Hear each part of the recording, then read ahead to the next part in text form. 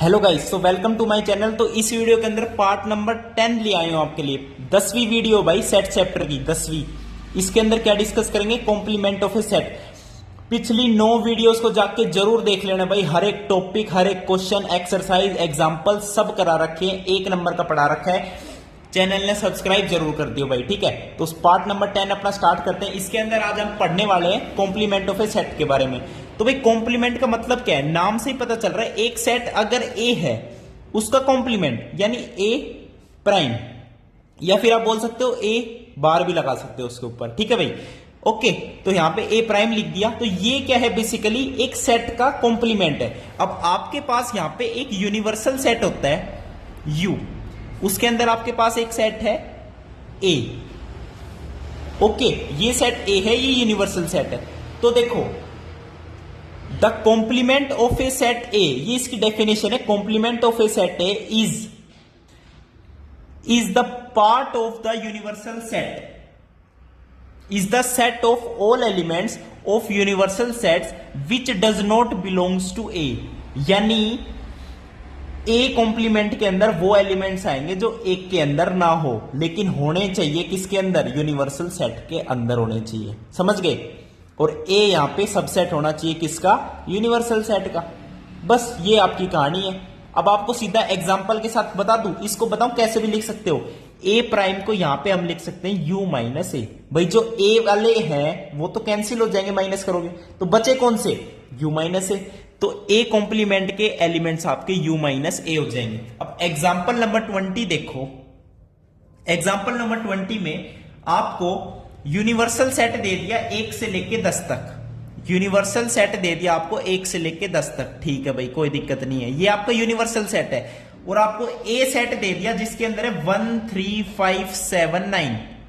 Okay, अब आपको complement of ए बताना है, ए कॉम्प्लीमेंट बताना है। तो मैंने बताया यू माइनस ए, यानी जो ए नहीं है वो कॉम्प्लीमेंट होता है। सिंपली कॉम्प्लीमेंट ऑफ ए मतलब जो ए नहीं है, बस। ए के अंदर 1 3 5 7 है, तो ये नहीं होने चाहिए यूनिवर्सल सेट के अंदर। बाकी सब तो 1 नहीं होना चाहिए, 2 हो सकता है, 3 नहीं हो सकता, 4 हो सकता है, 5 नहीं हो सकता, 6 हो सकता है, 7 नहीं हो सकता और 9 नहीं हो सकता। तो 8 और 10 भी हो सकता है। तो ये आ गया आपका ए कॉम्प्लीमेंट, और यही आपका क्या है? यू माइनस ए है।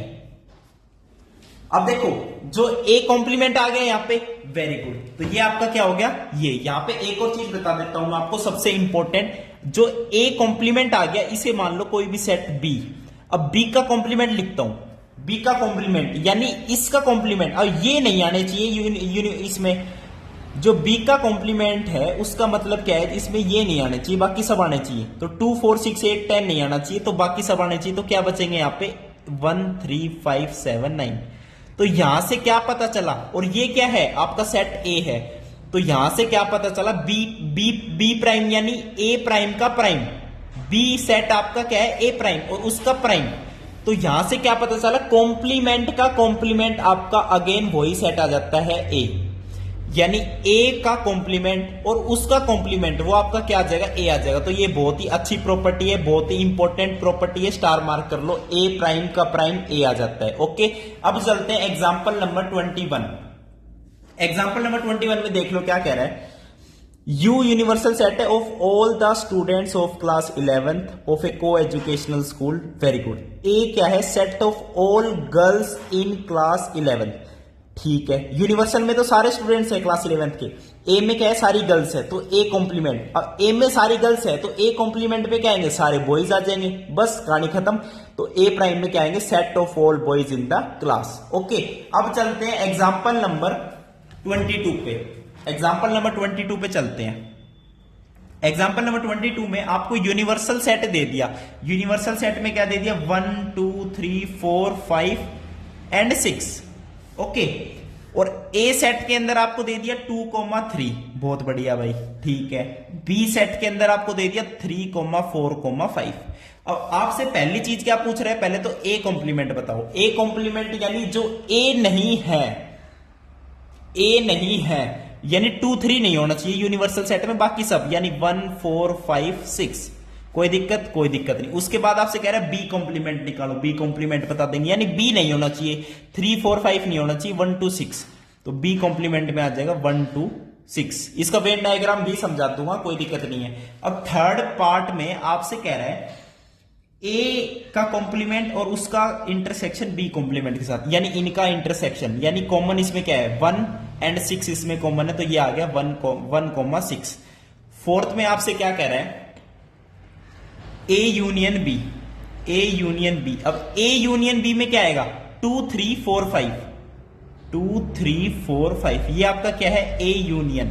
ओके गाइस, बिल्कुल सही बात है, ए यूनियन बी। अब यहां पे हमें शो करना था, यहां पे आपसे कह रहा है कि show that A union B का कॉम्प्लीमेंट, ए यूनियन बी का कॉम्प्लीमेंट किसके बराबर है, A complement intersection B complement. तो जो ए यूनियन बी निकालना है, निकाला है 2 3 4 5, उसका कॉम्प्लीमेंट ले लो।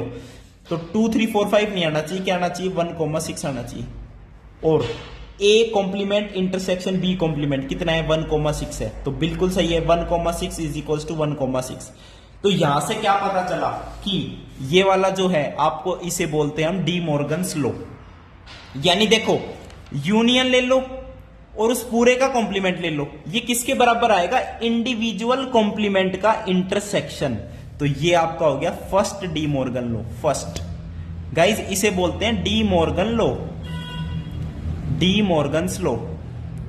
अब सेकंड, इसमें दो होते हैं। अब देखो ए यूनियन बी का पूरे का इंटरसेक्शन ले लिया यहां पे, कोई दिक्कत नहीं है, कोई दिक्कत नहीं है ना, बिल्कुल सही है। अब देखो ए इंटरसेक्शन बी का पूरे का भी तो ले सकते हैं। अब देखो जब पूरे का यूनियन था तब इंडिविजुअल में इंटरसेक्शन था, अब पूरे का इंटरसेक्शन है तो इंडिविजुअल का यूनियन आएगा। तो ये आपका हो जाएगा सेकंड डी मॉर्गन्स लॉ, ये आपका क्या हो जाएगा second D Morgan's law. Very good, ठीक है भाई, ओके जी।